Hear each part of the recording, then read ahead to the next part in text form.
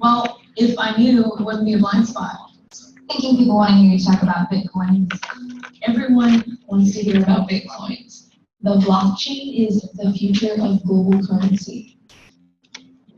But I guess you have other things on your mind right now. Oh, I feel like you knew everything. So, are you sure about this? Buying a house is a really big financial. Jeff thinks it's a great deal. Oh, he thinks it's a good idea. Do you not like that?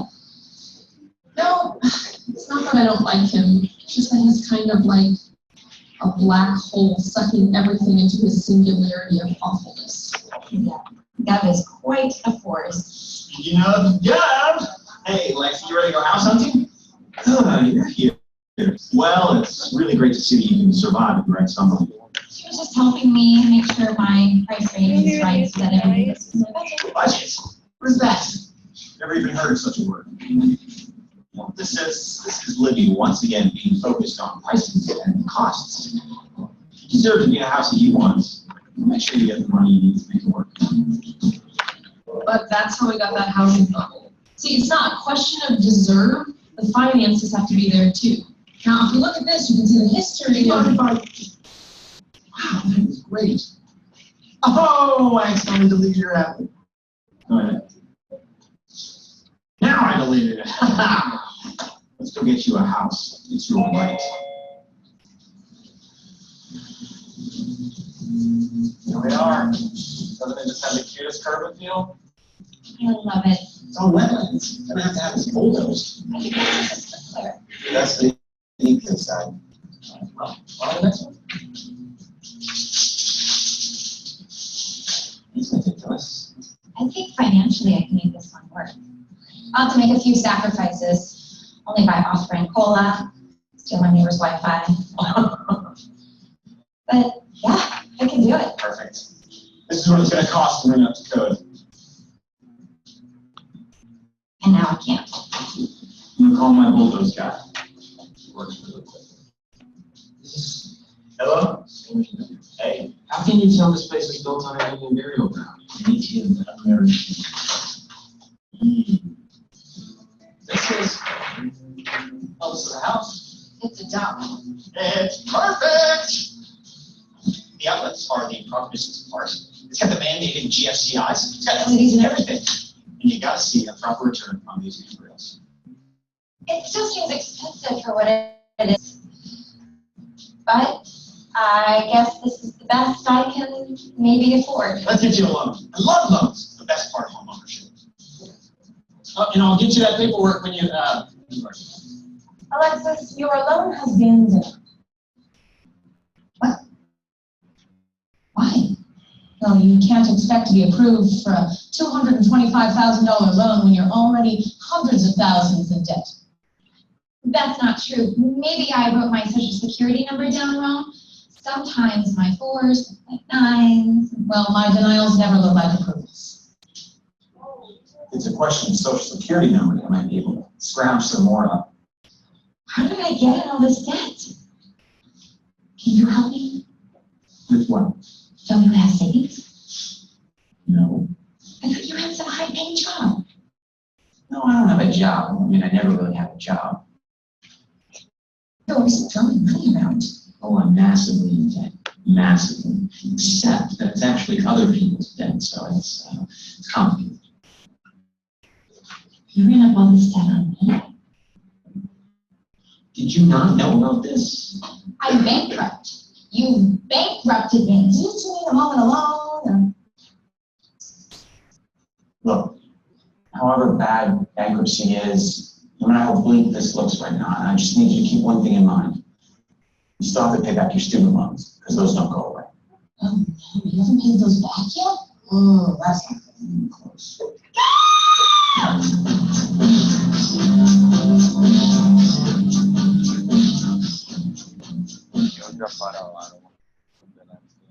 Oh. All right. So the Love Gov saga continues. Any questions or comments on that?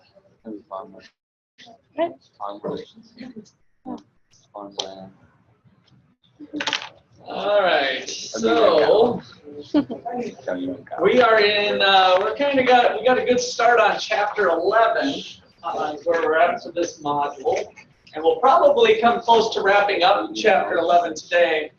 And then we'll see where we end up. And then we'll have Friday, we'll actually start into next modules and stuff. So, but I don't know, we'll see where we end up. So any questions? Make sure to put your gizmos away. Final text button, thumbs thing there. Okay, good. All right. So today I want to, well, let's see, I wanted to do a couple things. I did want to show you this in your book.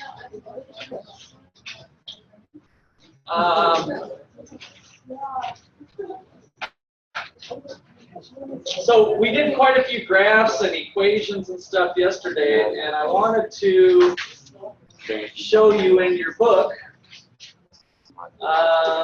some of the stuff we're going to do today. There's some pretty pictures, probably prettier than I draw, since they had the time to do it, of what we did last time, kind of explaining the relationship between the averages, average fixed, marginal cost, and kind of getting some of those pictures in mind. And then some of the equations we did. So to get reinforcement on some of the issues we did in class, you're going to see the same type of thing in the chapter. And then the last thing was something, again, we did all this in your lecture notes, but I just wanted to show you that pictures and same thing as in your book for reference, which should be quick links to that stuff too. When you're doing your homework assignments, if you click the little e-text, I was working with somebody yesterday. Actually, that was with my money and banking class, but you guys have all seen the little question help tab that gives kind of a drop-down stuff that'll put you right on the e-text and all that. So just make sure we've got that we know all the tools at our disposal. So today we're going to start in on the physical stuff that I mentioned last time. So on our island, our goal is to try to maximize society's overall happiness some way, which is kind of a loaded question. But we're trying to solve some problems, trying to satisfy unlimited wants with limited resources was our basic definition in economics. And today I want to think about the physical production process that goes on, how we convert these inputs into output. So that's where we're going to start off. We're really going to ignore cost for a moment, and we'll tie it back to it. So if we think with our equation goggles for a second about a production function. Production function. Q is equal to some function of the resources, land, labor, capital. Kind of throw entrepreneurship in there, but that might be kind of a fancy one. So this is a generic way, we don't use it very often in this class, but it's kind of a generic way to think about maybe some sort of mathematical equation that lies behind these important variables. And so this is simply output, or maybe it's a hamburger, right? So we got a hamburger. The amount of hamburgers we can make is a function is kind of equal to, so this is like a function, it's a little f here, a function of what? It's a function of the inputs used, which is our basic land, labor, capital.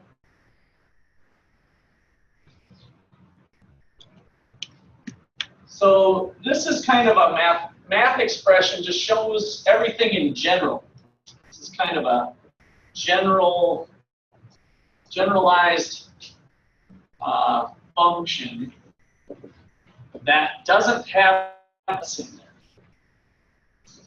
That does not have the guts of the equation.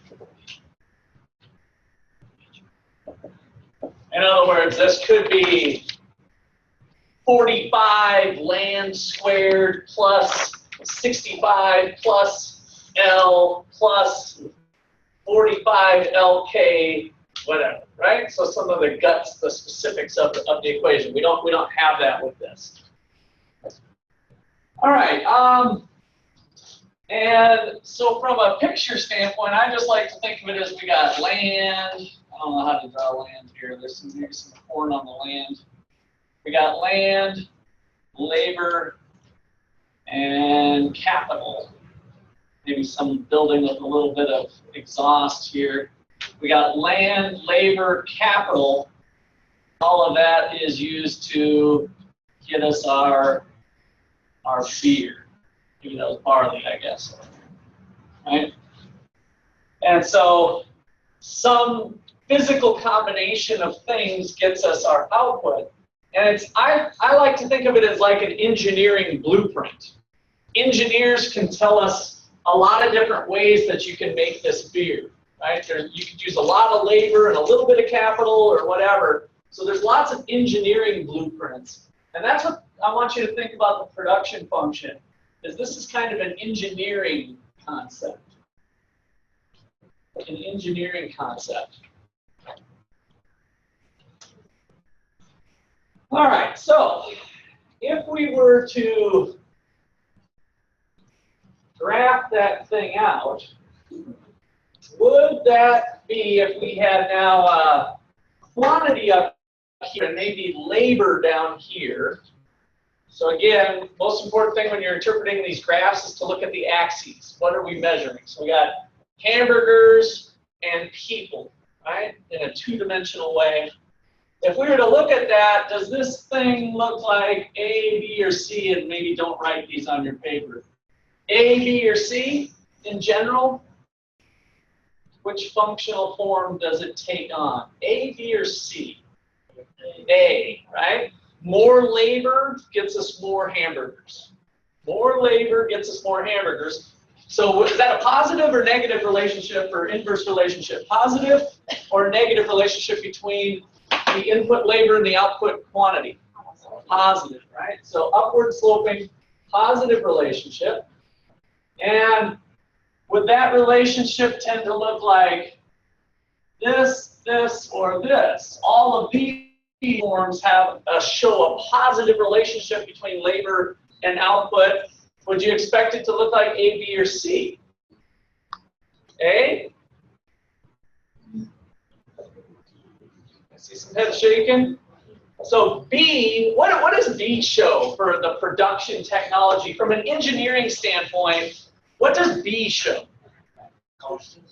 A constant, steady relationship, right? The rise over the run would be the same. So add 2 people, get 4 hamburgers. Add 2 people, get 4 hamburgers. Add 2 people, get 4 hamburgers, right? So it's like this constant relationship going on. That's what B would show.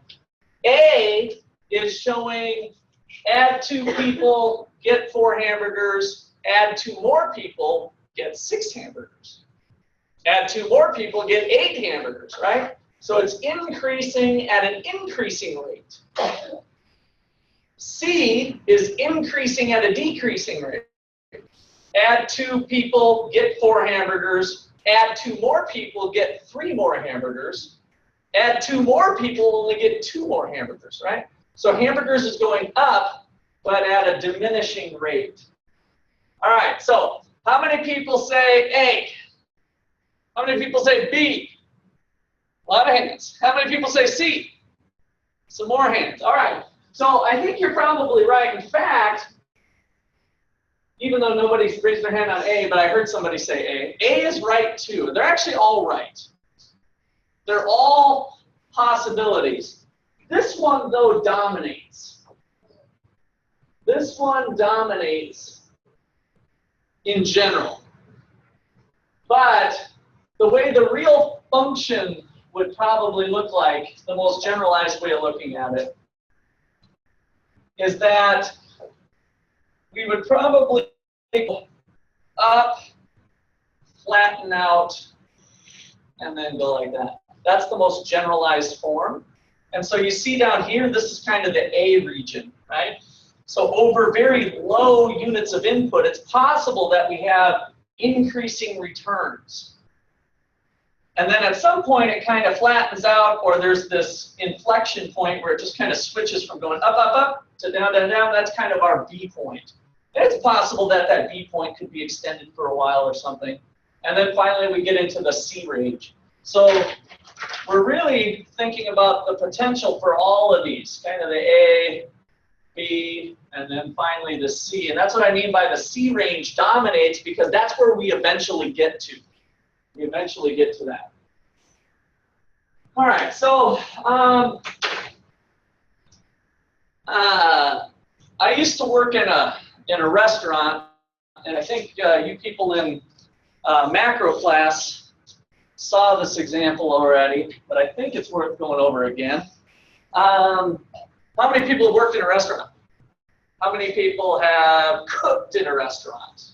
At the front lines. All right, so about 4 of us. All right, so that was my first job. I actually started washing dishes, and then that was when I was 15, and then about a couple months later, old Rawl, we had a bit of an alcohol problem, but he was an awesome guy. He was kind of the 3 fingers down. Saturday morning breakfast, he'd have a couple belts under his belt. But good old Rawl and I started working the line, and so this one kind of has some personal meaning for me. So imagine that I've got this table is my grill. All right, this is my grill top, and I'm in the business of making hamburgers. And so if I work the grill by myself, I can do 100 hamburgers on my shift, whatever that amount is. So I can do 100 hamburgers, and if I add a second person onto the production line, right? So I add another person. Could me and that additional person do 200 hamburgers, less than 200 hamburgers, or more than 200 hamburgers? What does it depend on? Okay, let's say that we're equally skilled, but definitely a good comment. So we're going to keep our skills equal. Yes? We don't have any more grill space, so what was your answer? I didn't quite hear it. Wouldn't be able to increase. So you're thinking less than 200. Okay? Anybody else? Yeah. Okay, so less than 200. Yes. So something diminishing. Right. So there's an increase, but not more than 200. So you don't think there's any way that we could do like 220 hamburgers? We're not worried about the orders because we're just thinking about production. Good question, but that kind of is kind of like bringing supply and demand, and we're just kind of thinking about supply only or production. Yes? Well, we don't know the time that you spend not on the grill. Okay. If you were just making them by yourself, and most of you make about 100, yeah. in that amount of time, that's most of you will make. But if there's time that you were not on the grill doing something else, you guys could do it. Okay, I think you're touching on the right thing. What could we possibly do with 2 of us that would be impossible for me to do alone? Think about that. I think you're kind of touching on the right thing. I don't know if that's where you're taking your answer. Isn't there a possibility of all? Well, we're not at all 3. I'm just trying to identify one person going to. You're talking about just Can I get it? Let me go to Colin over here. Yeah?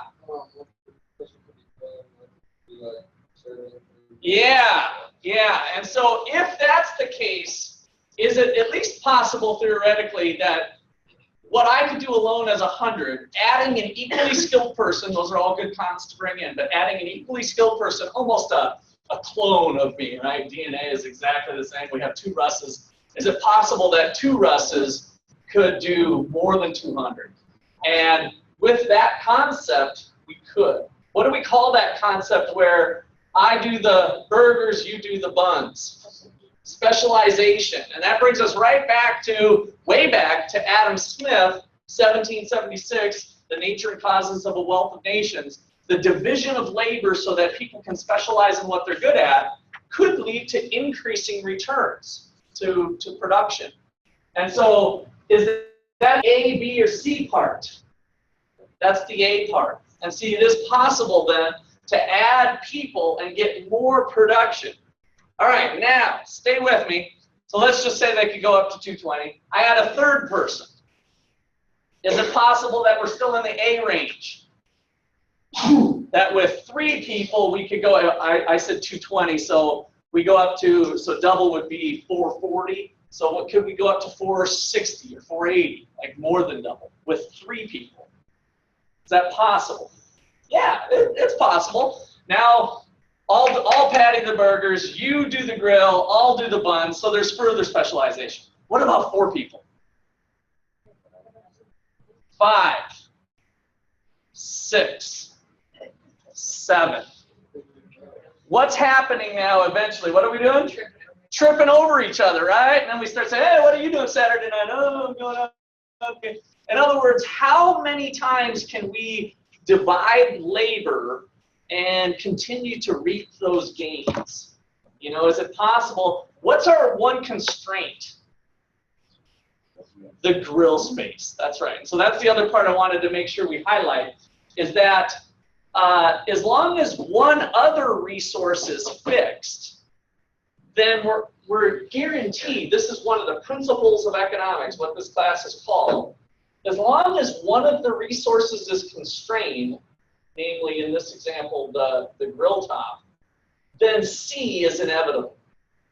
There's no way we can continue on the path to A or B when we have one resource constraint, because we can bring it to idiotic levels. Well, 100 workers, 101, 100, you know what I mean? We keep going. We're eventually always going to get to C when there's at least one resource fit. Okay, so that is one of the top principles in economics called the law of diminishing marginal. Now we had another one of these. I'm going to pause there for a second. What was it last week? The law of diminishing marginal utility, right? Now just to kind of, before we jump into this one, what did that mean? What did the law of diminishing marginal utility mean? Good. How much you're getting from the next item, and what do you mean by getting what? Getting happiness or satisfaction, or the fancy word we used in the econ class was to describe those 2 things, happiness and satisfaction,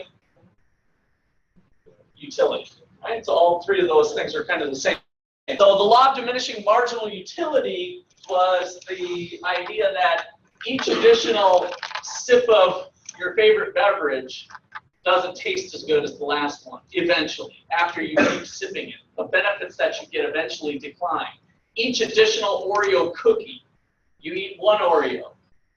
It's awesome. 2 Oreos, still pretty good. 3, 4, 5, I'm eventually hitting the toilet, right? So the law of diminishing marginal utility, that Oreo starts to taste like a piece of soap if you continue to eat only the Oreo, right? Law of diminishing marginal utility had this shape of the C also, and so now we're applying it to production, the law of diminishing marginal product. Marginal product, and so you can use this also, another word we use is the law of diminishing returns, but this textbook, for the most part, uses the marginal product, but also the law of diminishing returns. All right, and here it is. So here's the definition. As you add more and more of a variable resource, as you add more and more of a variable resource, i.e. like labor from our example, as you add more and more of a variable resource to at least one fixed resource, as you add more and more of a variable resource to at least one fixed resource, i.e. the grill, which is our piece of capital in my example, as you add more and more of a variable resource to at least one fixed resource, the amount of additional product, which in our case was the hamburgers, the amount of additional product from each additional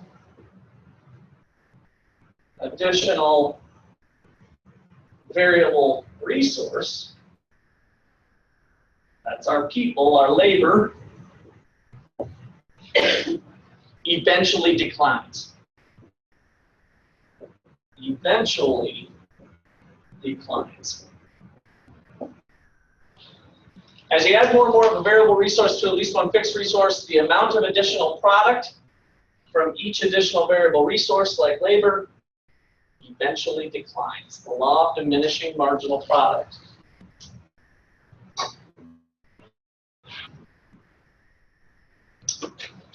Similar to what we did for marginal utility, once we get into the C range, as I labeled it here, we can see that if this was the 100 workers, 100 workers were able to crank out 1,200 units. 100 workers were able to crank out 1,200 hamburgers. How much could 101 do? Well, 101 could maybe get us up to 1,400. And 102 could maybe get us up to 1,500 units. So the amount of stuff that we're making continues to climb. But if we now analyze the marginal product of the 101st person, that's this rectangle. The 101st person gained us 200 units of output, 200 hamburgers or whatever it is. 102 people also added to the mix, but they only got us 100 units. So these little boxes graphically are representing the marginal product of labor. How many additional units is each additional product going?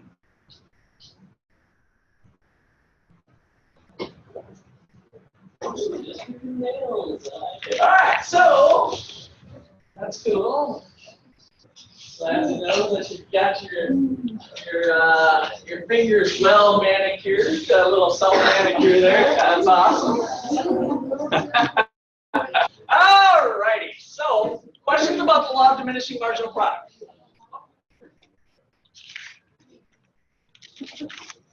That's a first. I like that. I'm gonna have to remember that one. This could be some cuticle issues instead of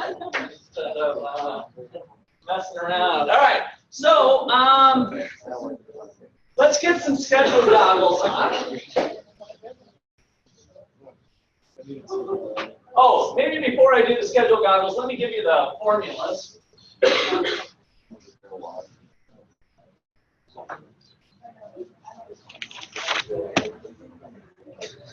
All right, so yeah, I guess I'll just do it over here. So total product is TP or Q. Total product is the total amount of production. Total production quantity from a given amount of resources. The total production quantity from a given amount of resources. Marginal product,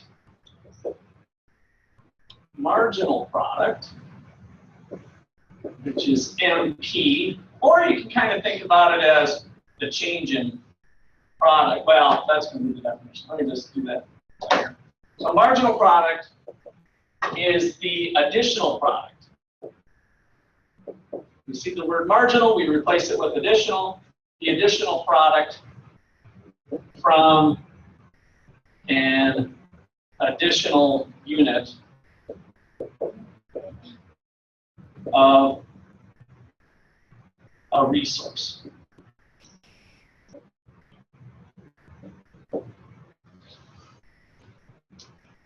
So note, this applies to all resources. The marginal product of capital is additional Q from more K, ceteris paribus. What's ceteris paribus mean again? All things equal. So all I'm going to do is add more K and see what we get. In other words, I'm not going to add more labor. Similarly, we'll focus a lot on the marginal product of labor, MPL, which is the additional quantity from more labor, ceteris paribus, which was the one I just gave you. We're going to hold the grill top fixed and add more people. Similarly, if I have 4 people, we kind of did this with that example with opportunity costs on Monday, I could think about adding another grill, right? So if I have currently 6 people to work the shift because business is growing, my choice might be to buy another grill. If I buy another grill, how many more hamburgers can I crank out keeping 6 people working, right? So we've kind of changed it there as we start to look at the incremental amount of quantity from more capital, holding things constant, or the incremental amount of product from more labor, holding all things constant. All right, questions there? All right, equation goggles. So we're going to have 1, 2, 4, 5, 6, 7, 8, 9 columns. So give yourself enough room. 9 columns of data. Here we go. Labor.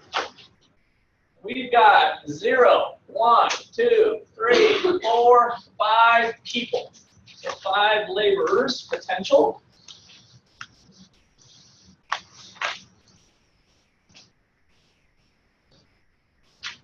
And we've got our quantity of hamburgers, which is our total product. 0 people, 0 hamburgers. 1 person, 100 units. 2 people, 220. 3 people, 320. 4 people, 400. And 5 people, 460.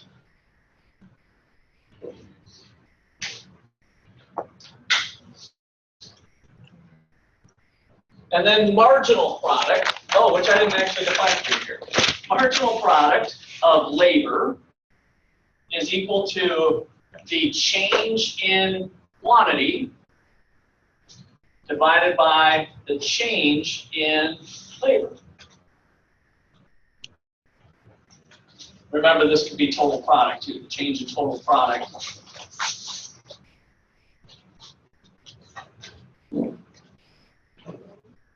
The change in total product divided by the change in labor looks awfully close to marginal cost, right? Change in total cost divided by the change in quantity was marginal cost.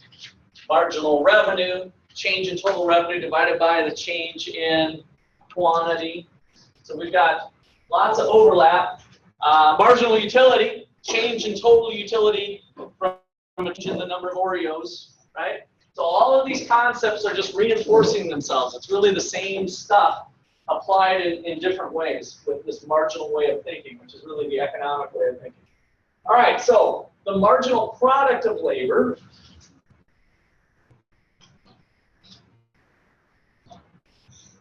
is what? What is the marginal product of the first person?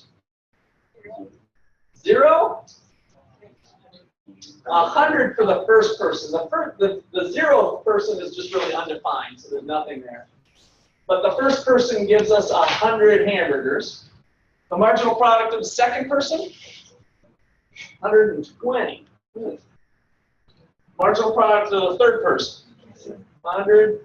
So what we're doing each time, if you haven't quite picked it up, is we're going incrementally from this number to this number, this number to this number for the third the fourth, the fifth. I'm not going to write it because you don't see that on your homework problems. But again, when you've got the M word similar to graphically, your little suffix goggles can go on, and all of a sudden you visualize.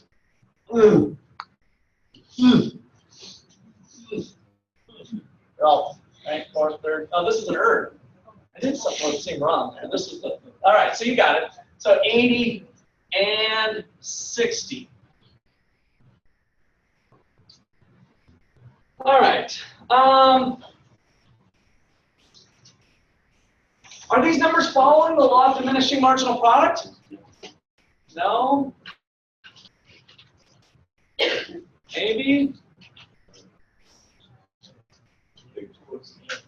After the second. After the second, right? So, and remember, you might even underline this. The law of diminishing marginal product says that they'll eventually decline. Eventually decline. In other words, it's leaving a little loophole that this could happen. So it's not like this isn't obeying the law of diminishing marginal product. It's just that if this happened all the way through, then it's not following the law of diminishing marginal product. But as long as the numbers eventually fall, then we've got that definition covered, the law of diminishing marginal product. All right, so what about the average product? The average product of labor. How would we calculate the average product? So if I'm currently at this level right here with four workers, how many hamburgers am I making?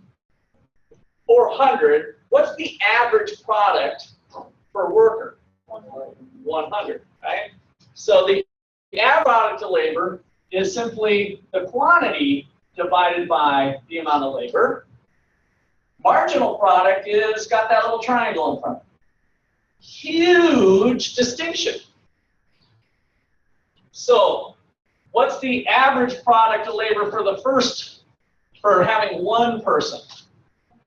Average product is one person, 100. How about 2? 110. 3. 3 gets into a little decimal action here.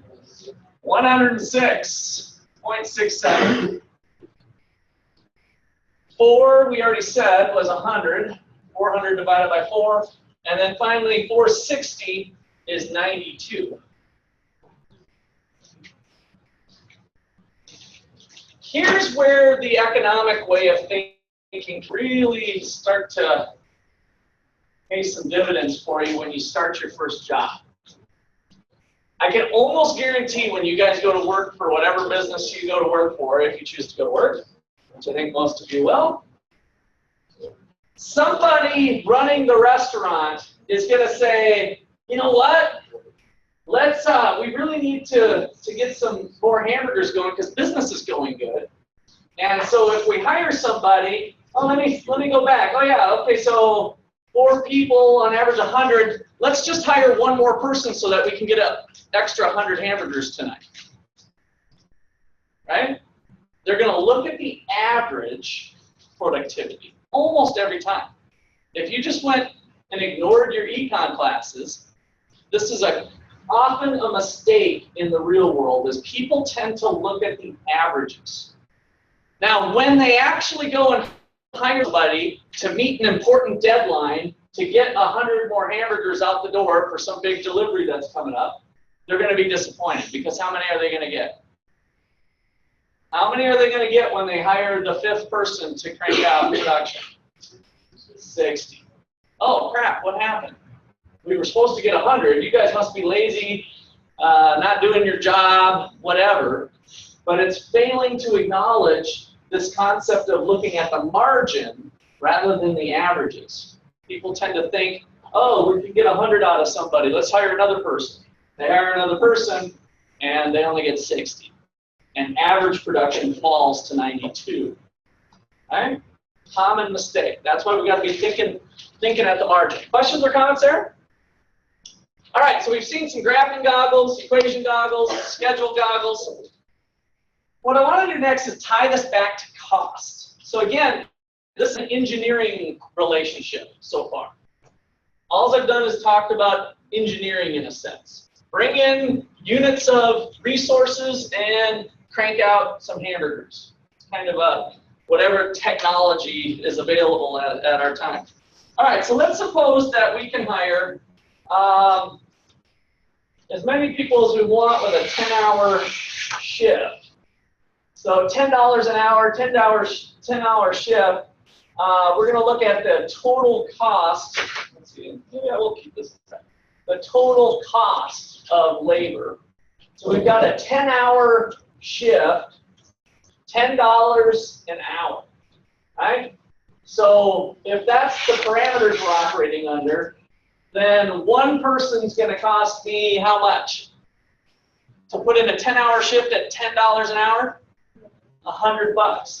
So now we're getting some dollars, right? So one person's going to run me $100. What's two people going to run me? 200. What about three people?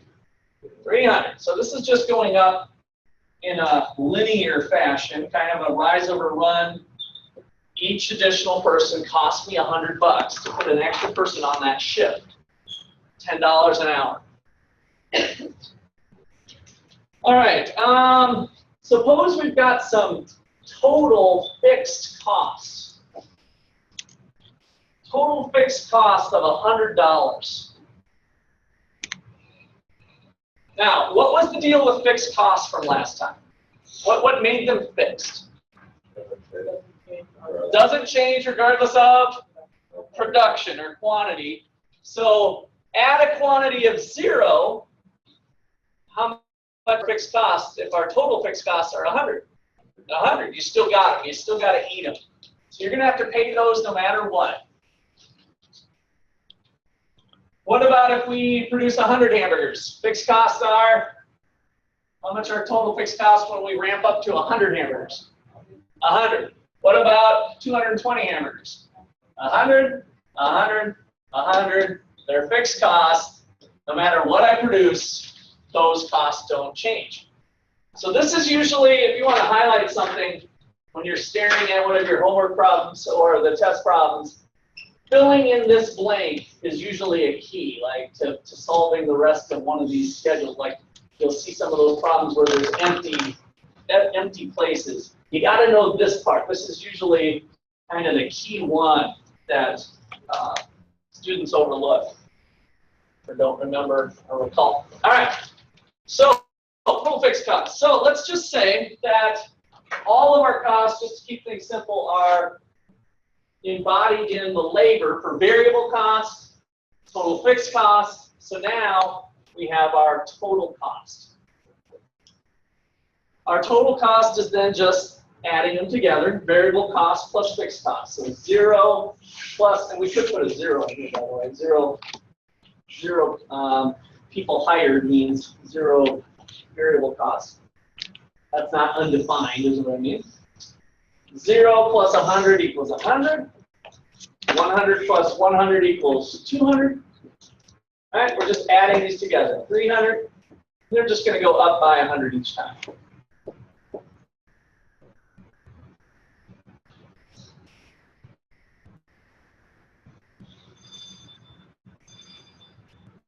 That's the elevator, right? We've had a lot of bell and whistle. We had a fire alarm. Okay. So, change in total cost. How does total cost change as we ramp up production? Right? So, as we increase here, our total cost is going up by 100. Right? So again, looking at the changes. Now, what do you notice each time here as we look at the change in total cost? They're going up by a constant 100 each time because, and what's driving that? No, not the fixed costs. The fixed costs aren't changing. So what's driving the change to go up by 100 each time? It's the variable, it's the people, right? We've got $10 an hour, 10-hour shift. So each time I add somebody, that's where the 100 is coming from. That's what's Right, my change in total cost to look like that. All right, so I wanted to lay it all out this way because I even was confused early on about really identifying why does the marginal cost curve go up when in general, if I'm running a restaurant, my costs are fixed. In other words, I can hire as many people as I want at $10 an hour. I can buy more hamburger at $4 a pound, whether I buy 100 pounds or whether I buy 10 pounds, right? So if you start thinking about the variable cost, in many cases, those costs go up in a fixed way, but yet the marginal cost curve, I claimed last time, was J-shaped and upward sloping, remember? We had this kind of law of increased cost. But here, I think, is a reasonable set of numbers that kind of says, well, what's going on? Why do we get marginal cost going up, but yet the change in total cost is 100, 100, 100, which if we graph that, that change would be flat, right? At 100 here, it would just go whoop, all the way across. Or if we did $10 an hour, or whatever's driving it. So the key is to look at the full definition for marginal cost. And what is it? What is marginal cost? Marginal cost is what? Look it up in your notes, find it, learn it, love it, live it. What is the formula for marginal cost?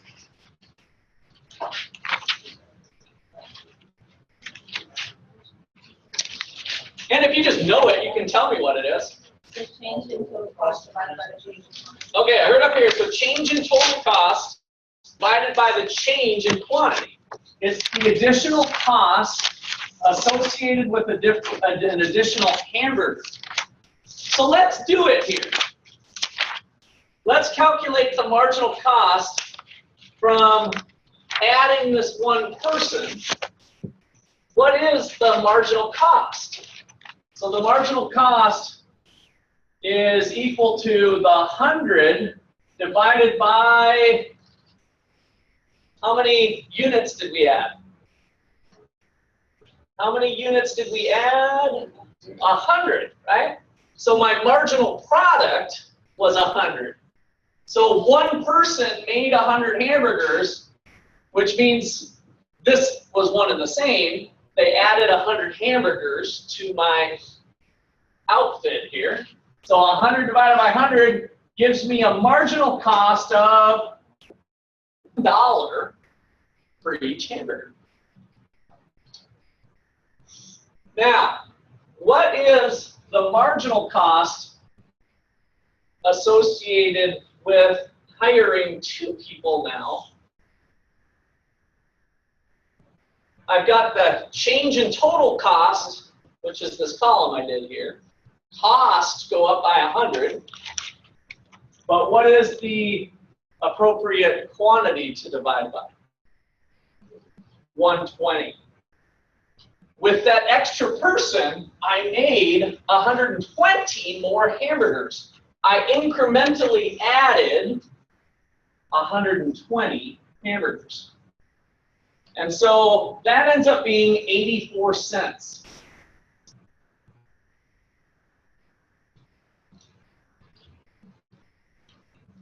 When I get 3 people, this level of production, what is my marginal cost? Back to, not my marginal cost isn't 100, what's my marginal cost? $1, we're back to $1. 100 is the change in total cost. And now the change in quantity went from 220 to 320, which was another 100 units. So my change was 100. I'm back to $1. 4 people, 400 hamburgers. Marginal cost of each additional hamburger when we ramped up production this time. $1.25. So we've got 80 hamburgers were added. So we got 100 divided by my 80 hamburgers gives me the $1.25. And then finally, this last bump, I gained 60 hamburgers. I gained 60. My cost went up by 100, but I gained 60, which means each additional hamburger cost me $1.67.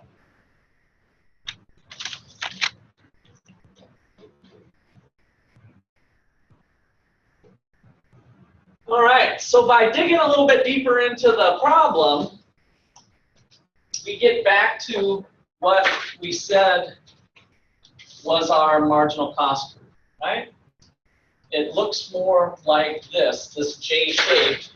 In fact, if we can kind of roughly graph this out, that last column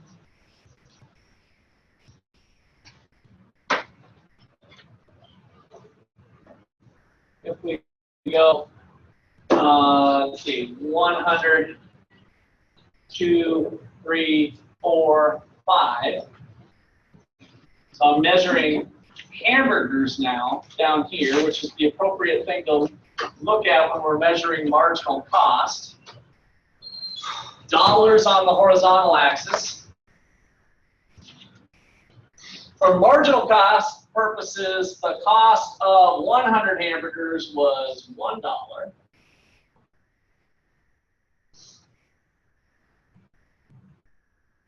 Then we went to 220, right? So our total production was 220. So we're going to go a little bit over here, somewhere between your 200 and 300 mark. At 220, the cost of the 220th hamburger, if you will, was 84 cents.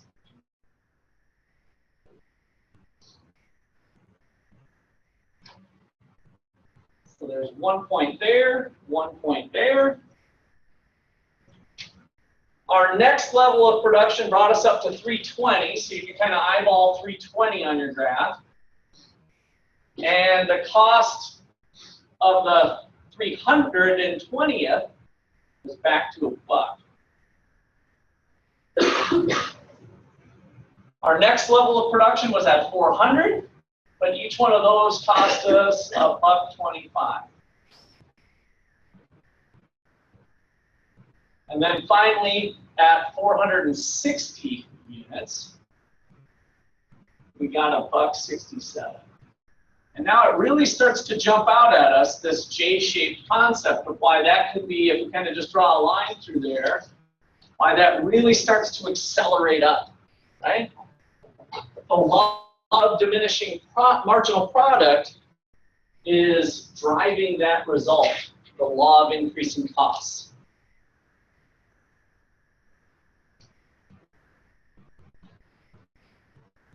I'll let you catch up a little bit. Why don't you get that down? I think it's good to see this part of it.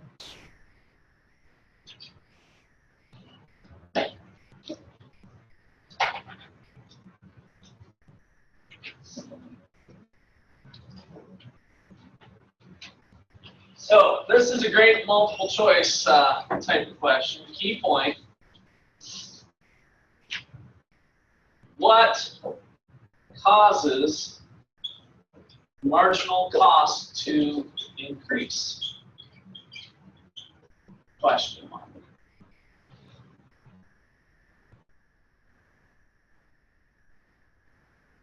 What causes marginal cost to be upward sloping would be another way that this would be worded potentially. Upward sloping. The decrease in marginal product or the law of diminishing marginal product, right? So however you phrase it, the answer to that is the law of diminishing marginal product. And we kind of clearly see it here that that's what gives us that result. Even if costs per person are fixed, $10 an hour, $10 an hour, I can hire as many people as I want. Burger, $4 a pound, $4 a pound. A bag of buns, $4.69, $4.69, $4.69. If we think about all these costs are incrementally the same, ultimately what gives us this upward sloping marginal cost curve is the law of diminishing marginal product.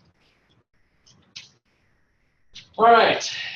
Any other questions one.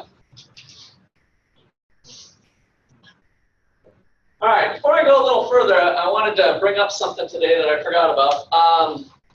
Well, somebody mentioned it afterwards. We have our first midterm in class coming up. When is that? A week from today. So a week from today is your first in-class midterm, which is short answer type problems. And this is where lecture notes really pay off, because I really draw those questions from class notes. So what we do in class is probably your #1 study tool for those in-class problems. So if you haven't been taking good notes, then you might want to get with your friend and get a copy. Or you've got access to the recordings, you can go back and refresh yourself on some of that, or if you missed some classes. Okay, can you use your notes on the midterm? Answer, no.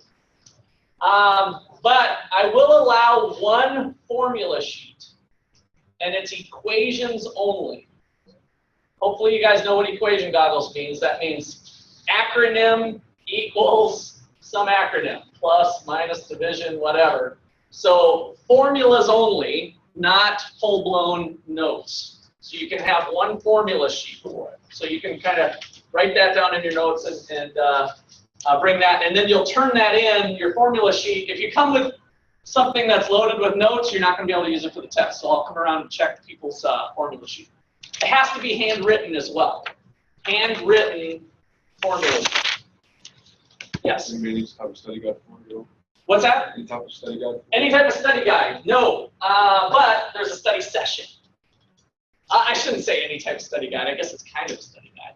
It's really practice questions. So, similar for those of you who had macro with me, same type of deal. I'm going to give you a practice test that has questions that will be very similar to some of the questions on the test. And so if you work those questions diligently, then I think you should probably be okay. We'll get that on Monday. And then there'll be a study session with Joe. He'll hold a study session. I haven't talked to him yet, either Monday night or Tuesday night, which is an optional thing, by the way. The study session is optional. You can also set up, as usual, private times if you wanted to ask some questions with the tutor as well. And I don't go over the practice test at all. You're completely on your own, other than clarifying, what does this question mean, or whatever, something like that. But I don't actually go over it with you myself. So kind of think of it as a head start on your test. Think of it as a head start on your test. Is the way I suggest you think about it. Question back? So that practice test, is that like a take-home thing, or is that just in class? No, the practice test will be take-home. I'll email it out to you. Yeah, so you'll get the practice test will be emailed out, and then you can print it out and print out multiple copies, do it multiple times, whatever you want to do. All right, any other questions? All right. Hunzi, I'll talk to you later about that, okay? And maybe stay after class if you can. All right.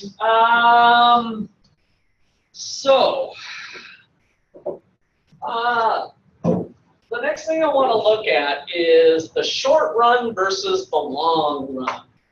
The short run versus the long run. Let's see, I think I can probably erase that, but let me do it this way. The grill top example is a short run concept because I was not allowing the grill to change. And so by definition, that's what we call the short run in econ class.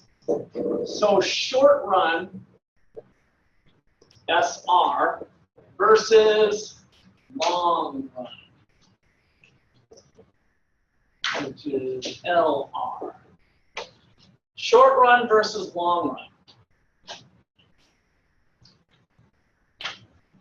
So, key point, key note, I guess, to start us off, has nothing to do with a length of time per se.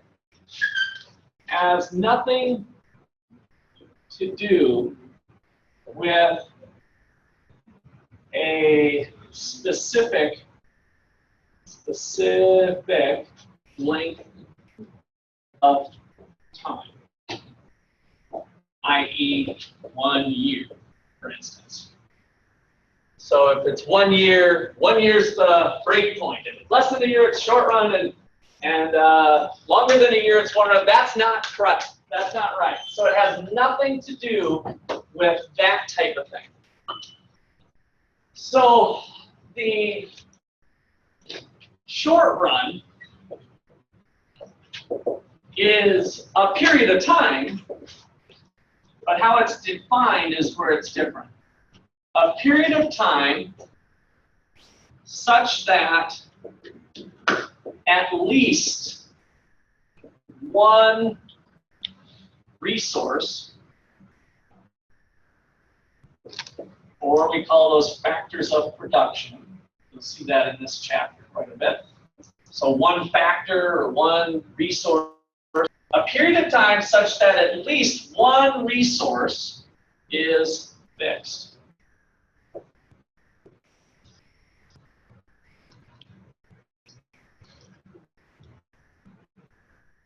The long run is a period of time such that all resources can be varied / changed. So it's a little bit weird at first to think about this distinction. So let's bring into our minds the thought of a business. Like, suppose you're running a photography business out of your home. Okay, so there's quite a few at-home photography businesses doing senior pictures for high school and whatever, wedding events, that sort of thing. So imagine running a photography business, and you have people come to your home. You kind of have your own little studio set up in the basement or something. How long is the short run for you? How long of a period of time is the short run? What do you think? So imagine running a photography business out of your home. You do studio type sessions and whatever. How long is the short run for you with that type of business? What do you think? What's that? One customer. I want to think about a period of time. So from our definition, it says a period of time such that at least one resource is fixed. So okay, now we go here. So tell me what goes on in our photography business, in our studio at home. What sort of things do you see when you walk into this person's house? What's that? A backdrop deal, right? Backdrop deal. What else does this person have? Cameras. What else? Lights. Got some of those fancy lights, right? Maybe the little umbrella with the little sparkly gray shiny thing, right? So we got that umbrella. We got some backdrops. We got some cameras. We got a computer, right? Anything else you can think of? How long does it take to replace any one of those things? You need a new backdrop. You need a new light. You need a new camera. How long do you think it takes to replace one of those things? Maybe a week or two, yeah? Yeah, that'd be the type of business that they're doing, yes.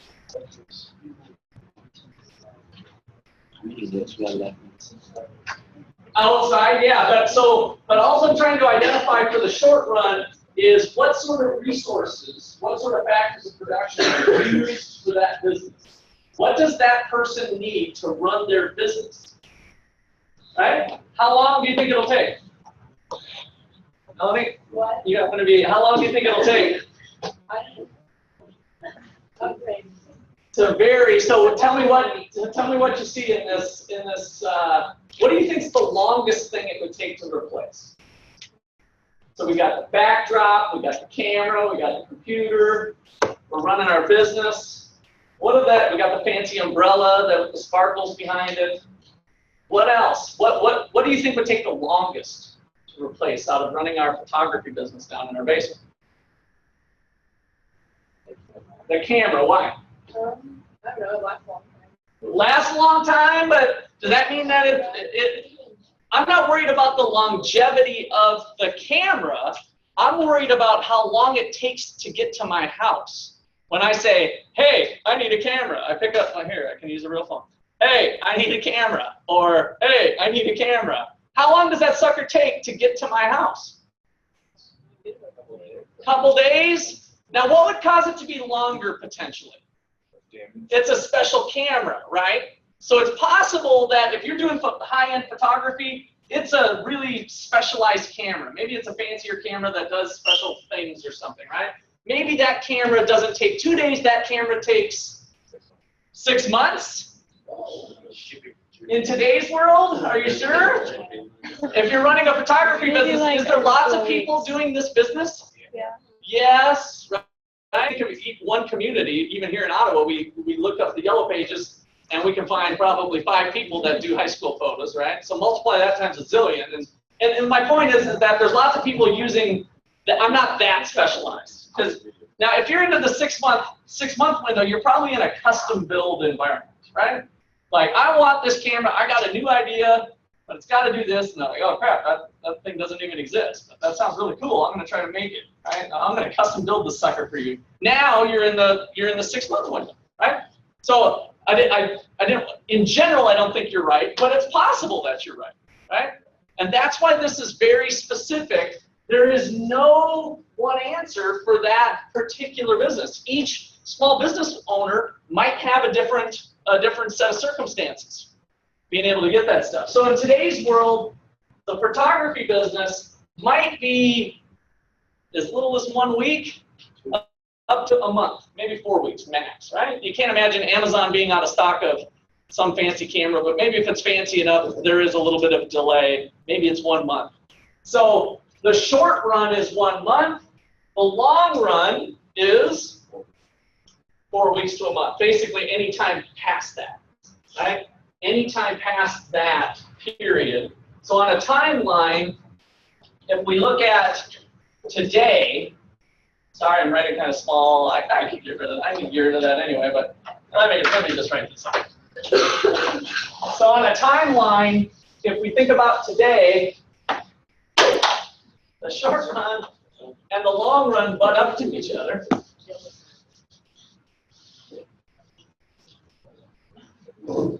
Here's a little lesson on marginal productivity.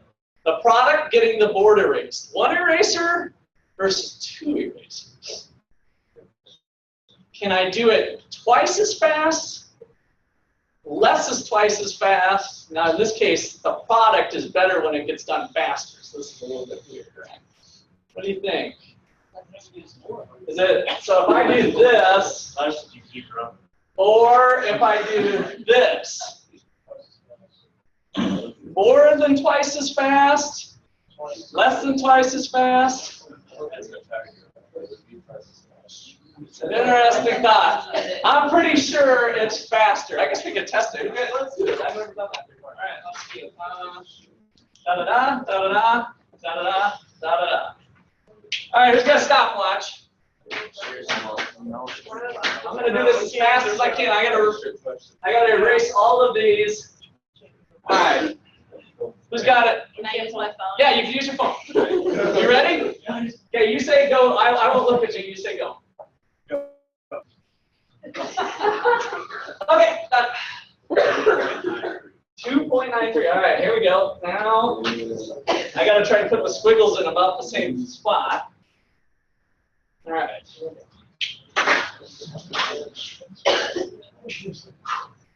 Go. Yeah! See? Now, do you get what I'm saying? This is why I love teaching this class. I always come up with. I've been doing this for 20 years, and I come up with little ideas. But if the technology was 2 units of erasers, had a linear relationship between output, then I should have been able to do it. What? So let's see. We have 2 point. What was the first one? 2.93. All right. And it was 1.8. Woo! So we can look at the marginal product of the second eraser, right? That's what's kind of cool here. The marginal product of the second eraser is this difference in seconds, right? One eraser has a marginal product, and then we'd have to go 3, but I would have trouble with that. But that is the marginal product of the second eraser. All right, okay. Don't know why we got on this tangent exactly, but it seemed related to this. All right, so I was trying to draw a timeline. Today.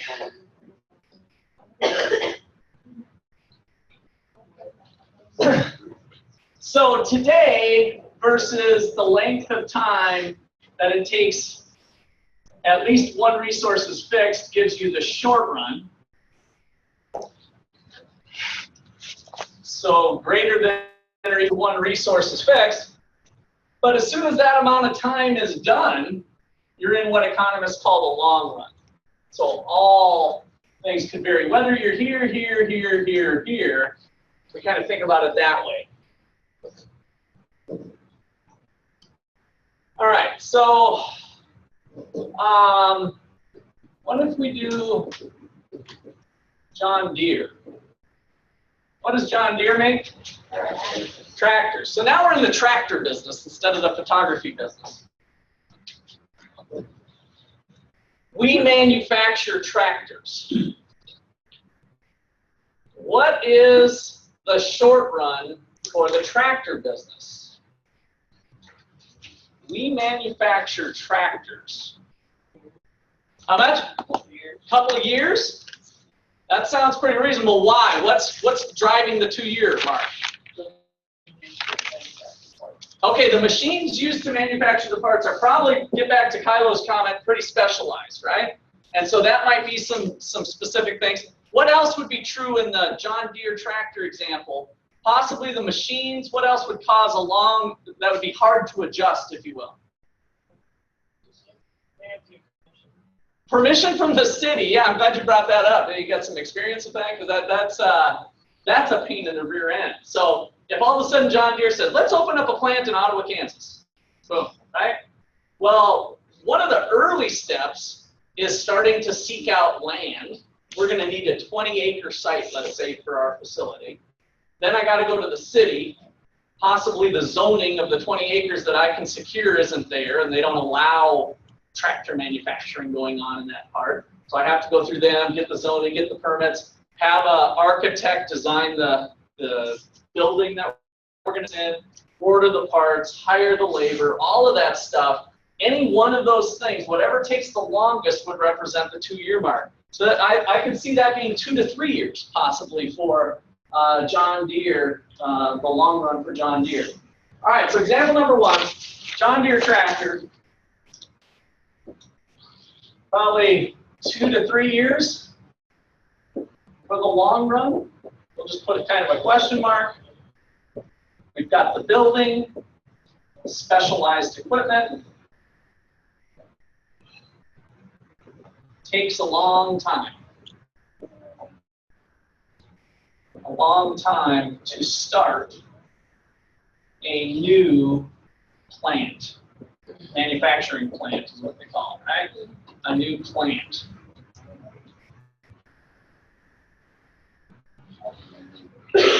Example number 2, our photography business.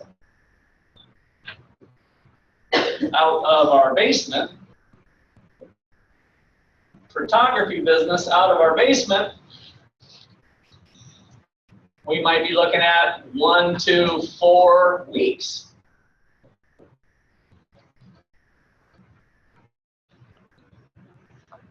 We've got the backdrop, the fancy umbrella, lights, camera, action. I have to say action. Lights, camera, action, right? The amount of time it takes to vary any resource might be fairly quick. Are you talking about the short run or are you talking about the long run? Well, the short run's a period of time, and I'm talking about defining the break point, basically. But you're right, it's kind of defining the short run. To that 2-year mark, you're in the short run. That's why I wanted to do the timeline. So up to that 2-year mark, you're in a short run situation. After that, anything goes.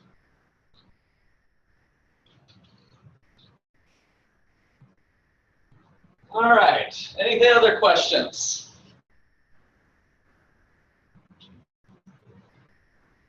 All right,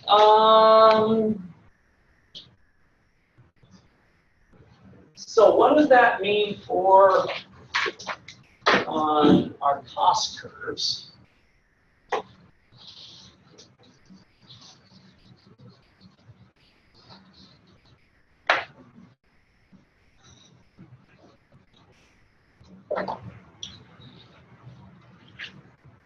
So let's look at some graphs. Graph of average cost.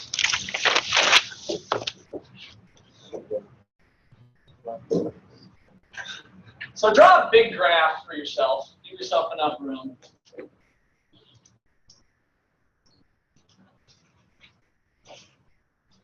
And then I want you to draw an average total cost curve on there. What did those look like in general? The average total cost curve.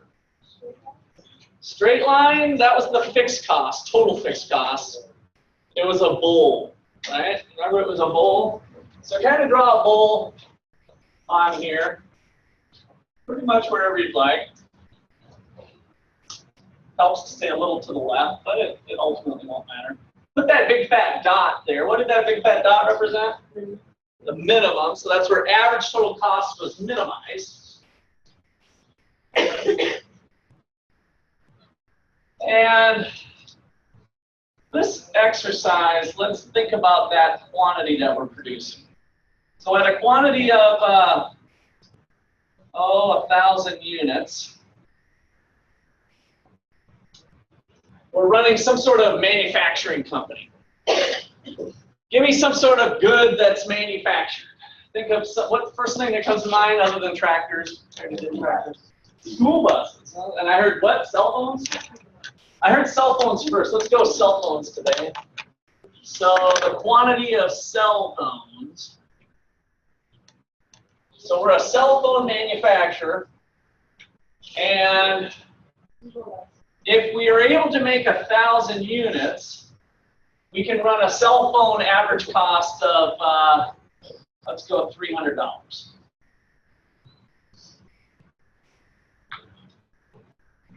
Now, we were kind of a startup business. Does anybody have a 1+1 phone, by chance? 1+1, have you heard of it? It runs off Android, but it was a company in China that decided it was an engineer. They used to work for Apple, I think. I can't remember that for sure. But they thought they could make a phone for half the price of what Apple was doing, and it would be better. And so they made this 1+1, and it is, if you line them up side by side, better or equal to the iPhone in every single way. And it ran about $350, I think, brand new. And they had this kind of weird waiting list thing. But anyway, so they're kind of a startup company. And so to try to compete, they put out a really high-quality product, but they didn't market it. That's why none of us Americans really know about it. My son did a little research and found it on Google and started checking it out. And it turned out, after my son had researched it, I found out our former colleague, Aruna Rao, had one. She was from India, because they're a little more popular in China and India. But they hadn't made their way to the States as much. You need to use the removable chip, so it has to be like T-Mobile or AT&T or those sorts of things. All right, so when that company started this business, they started a brand new place that was, let's say, 10,000 square feet, right? So this total cost curve was reflecting a 10,000 square foot facility to manufacture the phones. All right, now, lucky for them, the phone business continued to grow. They've grown into quite a big company now. And so as they started to grow, did they add on right away when they first made their sales of 1,200 get my new blue. Lifetime blue. So at 1,200 units, did they immediately expand their facility? No, right? They just kind of did what our grill top was. They used their machines longer. Maybe they were open longer hours or something. So at 1,200 units, the average cost per phone went up on them to $320.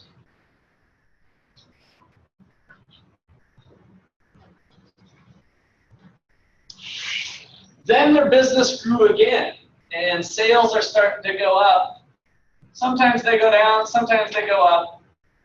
But if they've been consistently in this 1,500 range, maybe this jumped up to 340, but it could be a little higher. I'm on a curve there, so that's probably not totally fair. Whatever. Eventually, what's the decision that they think they should make? Bigger facility, right? So this had our grill top and our hamburger problem, right?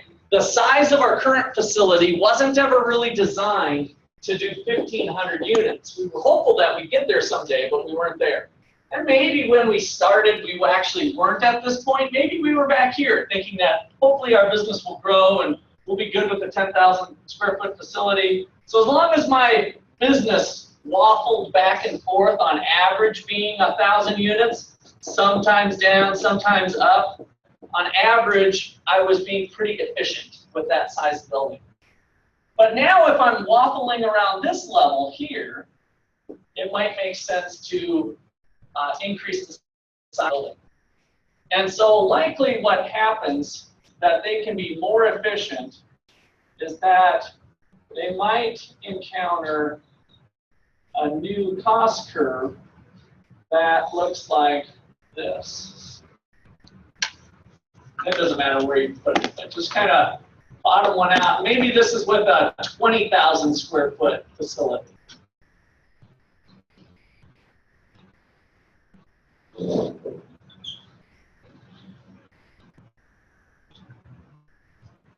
So with 1,500 units in a 20,000 square foot facility, their average cost falls down to $280.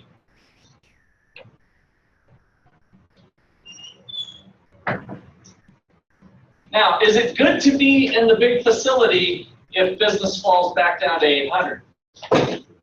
No, we're stuck with the big building and not excess capacity. I have higher costs at 800 units, and so the big building is going to cost me $340. And then in hindsight, I'm like, oh crap, I'd rather be in the smaller building. And so if you've got a different type of business where you're able to switch building sizes pretty easily, it might not be a big deal. But if you're a manufacturing firm, you're probably biting the bullet on that. So this is a big decision to keep adding on size. All right, and so business continues to grow, and we get to an even bigger facility, perhaps. Let's go like this. Average total cost of a 30,000 square foot facility. And once again, if I'm in kind of this middle ground, I would have been better off the other facility. So don't pay too much attention to where you put your goals. It kind of tells the same story as long as you got some lines going up.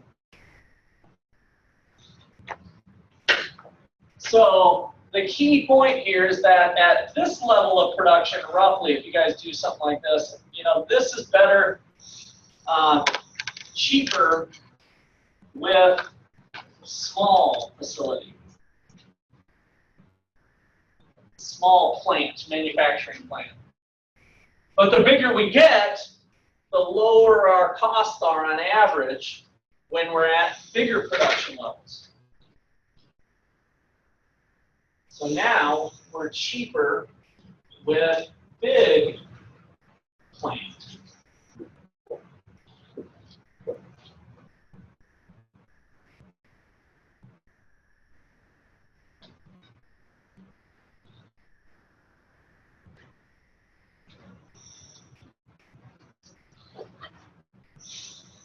Is this a short run average total cost curve or a long run average total cost curve? Short run, why? That's correct. Your initial startup, what's fixed? So whenever we hear short run, the facility's fixed at 10,000 square feet. So this is a short run cost curve. This is a short run cost curve. This is a short run cost curve. The long run cost curve is right here.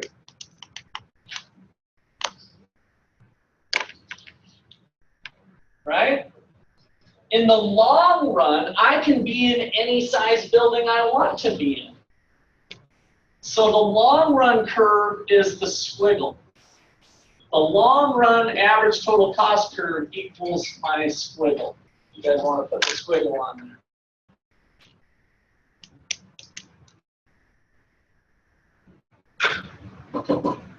What I suggest you don't add to your paper is what I'm about to do next. Go ahead and get your squiggles on there.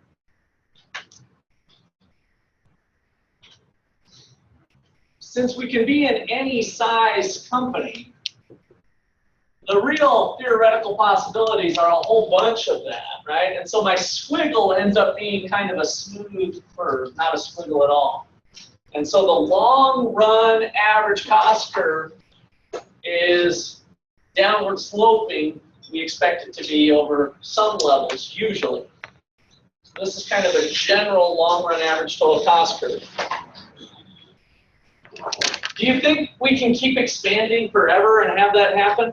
Can we get bigger and bigger and bigger and bigger and bigger, and that sucker just keeps going down and down and down? No. Usually not.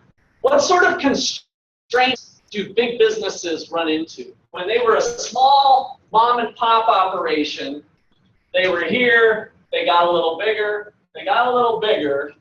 But what sort of real world constraints do big business run into? Quality control, good. Demand, I'm not so much worried about the demand, I'm thinking more about the production. So the actual production that goes up. What else? Employees, right? The whole management structure.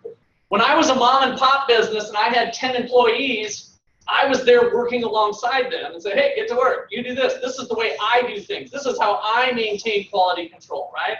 Do it this way, do it this way. But as you get 20 employees, 40 employees, 100 employees, can that one person that had the vision for this product stay on top of every single employee? No. The ones who do fail quickly, that micromanaging concept. So eventually you have to come up with systems that hopefully help your employees maintain quality, but in different ways than keeping eyes on them all the time. And so the long run average cost curve, we don't really expect it to look like that continuously. It also has a potential U shape to it. So note, we don't expect long run average cost to continuously fall due to management constraints, among other things.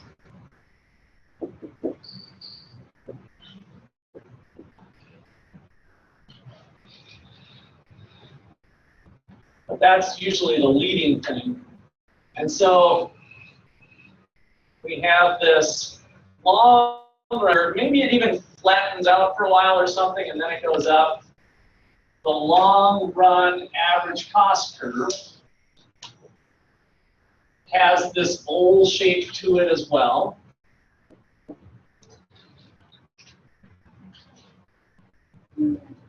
This has a special name where the thing I illustrated here, which does happen for most companies. You scale up production and your costs fall. That's called economies of scale.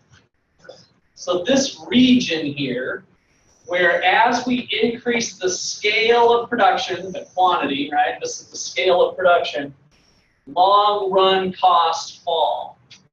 So this is economies of scale.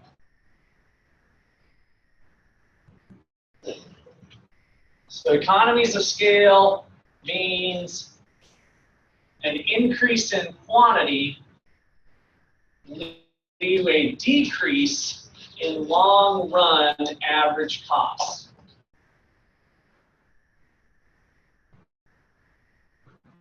Economies of scale exist when you increase the scale of your business, the quantity, and it leads to a decrease in long-run average costs. When we start to get these things turning up, I kind of left a little bit of a flat spot here. If you didn't, it's no big deal, but this is simply diseconomies of scale. Diseconomies of scale. You can eventually get to a point where your average costs start to go up. You're too big. You're kind of too big for your britches. Things aren't able to be maintained at the lower costs. But in many cases, firms tend to stabilize, and so this flat spot is probably similar to some of those corporations that can replicate themselves in other places, right? So once you get systems in place and quality control, and so you're Buffalo Wild Wings or something, and they have their problems too, so I'm not trying to say that that's always the case. But a lot of times that's what these franchises try to do, is that, hey, you can plonk one of these facilities anywhere. And we maintain the cost, since we have all the people buying the chicken for Chick-fil-A, we have been able to negotiate with our chicken suppliers really good rates, right? Because if you're only buying 800 units of chicken for the Chick-fil-A's, then they're going to charge you one price. But now we can go to Sam's Club, right, and buy a lot more chicken, and they're able to be more aggressive because the supplier has economies of scale. That single supply chicken has economies of scale. So in some respects, Chick-fil-A being able to be all over the nation, part of the gains that they might have is due to being able to buy product cheaper, playing off of the economies of scale that the chicken supplier has. So their economies of scale is in some cases derived from somebody else's economies of scale. This is a real important concept of why we see big business, because this goes on in a number of cases. We have these economies of scale present. Okay, questions or comments on that? So in a diseconomies of scale, it would increase in quantity, eventually lead to an increase in So with diseconomies of scale, and this is just by definition, an increase in quantity leads to an increase in average cost. And that's the turning up here, right? As I keep increasing quantity, now all of a sudden my average cost, remember how we read these graphs? I know some of you are still struggling with that. If I want to know the long-run average cost associated with producing 100 units, I go up to the average cost curve, hang a left, that number is it, right? If I want to know the average cost here, I go up to the cost curve, hang a left, read off that number. Over here, the average cost of producing this many units is higher than what it was for this amount of units, right? But it still might be lower for these, but that's that U shape to it, okay? All right, last thing we'll wrap up with here, because this ties nicely into this. There's a slightly different concept called returns to scale. Returns to scale, I like to say, is the kissing cousin to economies of scale. Economies of scale deals with money, right? My costs are going down. Returns to scale goes back to our engineering concept that we started off with today. And so returns to scale says if we double all input or inputs, the factors that double all their resources, if we double everything, what happens to the amount of output? So returns to scale is an engineering thing. If I double all inputs and I get double output, we call that constant returns to scale. Constant RTS, constant returns to scale. Now, is this a long concept or a short run concept? Short? I'm doubling all my inputs. What's our definition of short run? at least one's fixed. So this is a long run concept. So notice this makes it a long run concept because we're doubling everything. If we can double everything, we're in the long run. If I double my inputs and it leads to less than double output, I double everything and I don't double my output, I've got decreasing returns to scale. And then finally, it's possible to double all outputs. Maybe there's some management sharing or something, and that leads to more than double. Very similar to what we were exploring with my adding a unit of labor and the hamburgers that I get. The difference being that we're doubling everything, so it's a long run concept. My hamburger example was a short run concept because I had the fixed grill, right? So I double all inputs, I get more than double output. That is called increasing returns to scale. You can see we weren't too fancy with our definitions. They kind of tell themselves here. Double input, double output, constant returns to scale. Double inputs, less than double output, decreasing, increasing. None of that is dollar related though. The dollars are kind of related here. I'm probably experiencing increasing returns to scale. If I double my inputs, I likely double my costs. But double cost is leading to less than that on the average because I'm getting more output. I'm doubling my cost, but I'm more than doubling my output, right? So that's what's driving this result likely. So that's what I mean, they're kissing cousins, but they're not the same thing. Economies of scale, we have a decrease in cost. Returns to scale is this doubling input-output business, a physical relationship between the inputs and outputs. All right, we will call it a day there.